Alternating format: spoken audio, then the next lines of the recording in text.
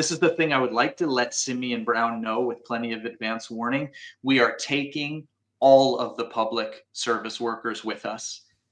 It will be the nurses, it will be the healthcare assistants, and everybody else in the society. We're going to rally the police to step up, New Zealand Defence Force, everyone that is getting screwed right now and is set to be screwed even worse in the coming year, because Nicola Willis announced that she's going to hack it to the bone, right? She's going to pull out another 1.1 billion or more with this new budget. Gary, you said a bit earlier you were going to take the public service with you. You talked about the police and you talked about teachers. What you're talking about is people on the front line, correct? That's exactly it. So we're all in this together. Like, make no mistake about it. If the entire public service is being assaulted, it's going to take all of us down with it.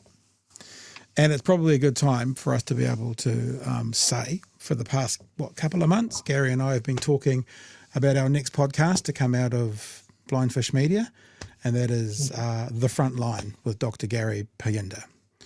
We are working on that right now. We are aiming to have it up and running pre-budget, probably fair to say around the week of budget is what it's looking like, maybe the week before. But Gary, welcome to the team. We'll be doing a weekly podcast where you have full control over the content, talking about what's happening on the front line. Do you want to say anything about why you want to do a podcast and what you want to do? Well, I think being on your show a couple times and getting really good feedback from the audience who wants to know about these things has been transformative for me. Because, as you know, like I've had a lot of media come to me for quotes on things, whether it's areas of my medical expertise, whether that's drowning or resuscitation or emergency medicine or whatever, or health politics and policy. But you can talk to them for 40 minutes and end up with a 4-second clip, and that's all that shows up, right? Just the juiciest tidbit, and it's kind of meaningless, and it's not it's not how we should, function. And then I discovered what you guys are doing, where you actually have incredibly intelligent conversations and allow these experts like Craig Rennie to come on and really educate the public. So I think it's wonderful what you're doing. I don't see that there's a corollary to it in kind of mainstream media. You guys are small, but I think, like, I have 75-year-olds and 18-year-olds telling me in the supermarket that they saw me, and I always ask where did you see it, on a TV interview or this or that, and they'll say BHN. I watch BHN. And it's quite something when you have a show that transcends genders and ages and socioeconomic levels. So you're obviously doing something right. And I think it'll be nice that Craig is doing an economics focused show. That's absolutely essential and something you get almost none of in mainstream media. And it'll be nice to have a show about not just health, because I don't want to pigeonhole it just that much, because there's shared commonalities to all of the essential public services. And I think the issues at the base are the same for all of those. So I think it'll be a good chance to get people, and if you're listening and you're in the audience and you want to be on a show like that, and you want to speak to essential public services and your experience in them, and your ideas on how to improve things, and your ideas on what actual concrete actions and steps we can take now to make things better, like, I want to hear from you.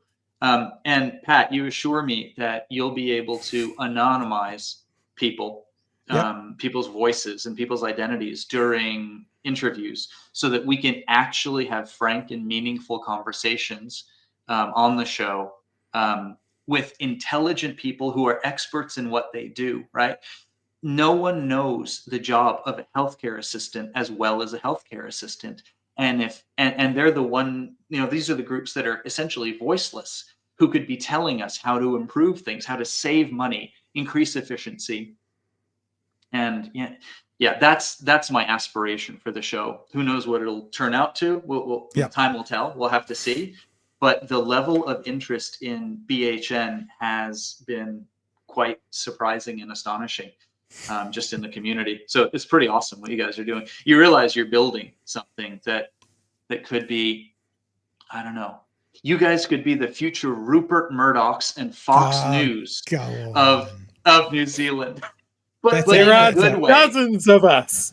But Dozens. in a but in a good way, like kind of the opposite, the mirror image way of that. Yeah, I It's, think you're doing good work, and I appreciate it's it. when you started, and thank you for those kind words.